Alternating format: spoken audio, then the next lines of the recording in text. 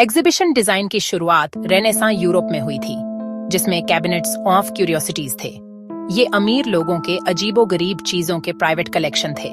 इन कमरों में विदेशी शंख, जानवरों के कंकाल और आर्टिफैक्ट्स भरे होते थे, जिन्हें लोगों को इम्प्रेस करने और उनमें ओव जगाने के लिए रखा जाता था। लेकिन ये डिस्प्ले कुछ खास लोगों के लिए थे, पब्लिक के लिए नहीं। एनलाइटमेंट ने फोकस को वंडर से ऑनर्डर की तरफ शिफ्ट कर दिया और एजुकेशन को बढ़ावा दिया, जिससे पहले पब्लिक म्यूजियम बने। ब्रिटिश म्यूजियम जैसे म्यूजियम सामने आए, जिनका मकसद दुनिया को क्लासिफाई और कैटेगराइज करना था। चीजें स्पेसिमेन बन गईं, जिन्हें टाइप और ओरिजिन के हिसाब से सॉर्ट किया गया, जिससे एक लॉजिकल, साइंटिफिक वर्ल्ड व्यू दिखता था। डिस्प्ले स्टैटिक थे, ग्लास केसेस, शेल्फ्स और फैक्ट्स से भरे घने लेबल्स। विजिटर का रोल पैसिव था, चलना, देखना, इंफॉर्मेशन लेना।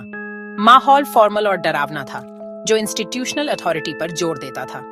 चीजों को उनके ओरिजिनल कॉन्टेक्स्ट से अलग कर दिया गया था। एक मास्क सिर्फ एक आर्टिफैक्ट बन गया, एक फॉसिल सिर्फ सबूत। डिजाइन ऑब्जेक्टिव और एजुकेशनल था, इमोशनल या इमर्सिव नहीं। कहानियां सुनाने या कनेक्शन बनाने की कोई खास कोशिश नहीं की गई थी। ये अनुभव शांत चिंतन और पढ़ाई का था। इस शुरुआती अप्रोच ने एग्जीबिशन डिजाइन के इवोल्यूशन के लिए स्टेज तैयार किया। आज के डायनामिक एनवायरनमेंट इन ओरिजिन से बहुत अलग हैं। 20वीं सदी में म्यूजियम को एहसास हुआ कि सिर्फ चीजें दिखाना काफी नहीं था, उन्हें विजिटर्स को एंगेज करने की जरूरत थी।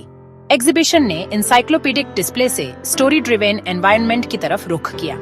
चीजें बड़ी कहानियों का हिस्सा बन गईं, जिन्हें थीम या कॉन्टेक्स्ट के हिसाब से ऑर्गेनाइज किया गया। डिजाइनर आर्किटेक्चर, कलर और लाइटिंग का इस्तेमाल करते थे मूड और एटमॉस्फेयर बनाने के लिए। इमर्सिव एनवायरनमेंट विजिटर्स को अलग अलग टाइम और प्लेस पर ले जाते थे। विजिटर्स एक्टिव पार्टिसिपेंट बन गए, सिर्फ ऑब्जर्वर नहीं। Interactive elements, button, sound, flaps exploration को बढ़ावा देते थे। म्यूजियम डिस्कवरी की जगह बन गया, सिर्फ ऑब्जर्वेशन की नहीं। डिजाइनर ने नैरेटिव आर्क्स बनाए, विजिटर्स को कहानियों के जरिए गाइड करके, जिनमें शुरुआत, बीच और अंत होता था।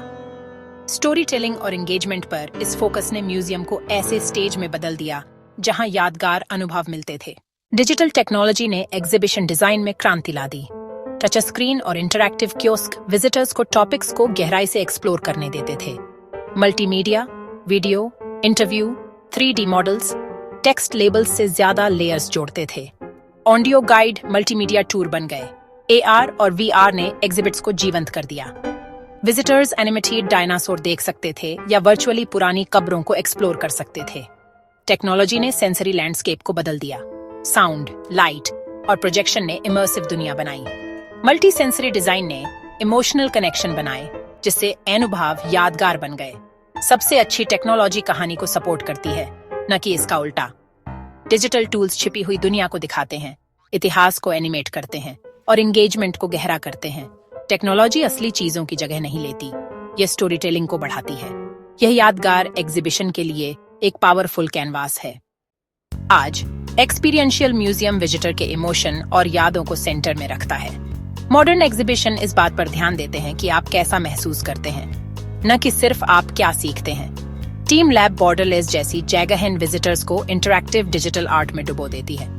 विजिटर्स एग्जीबिशन का हिस्सा बन जाते हैं, अपनी मौजूदगी से अनुभव को आकार देते हैं। म्यूजियम ऑफ आइसक्रीम जैसी फोटोजेनिक, चंचल जगहें भागीदारी और शेयरिंग को बढ़ावा देती हैं।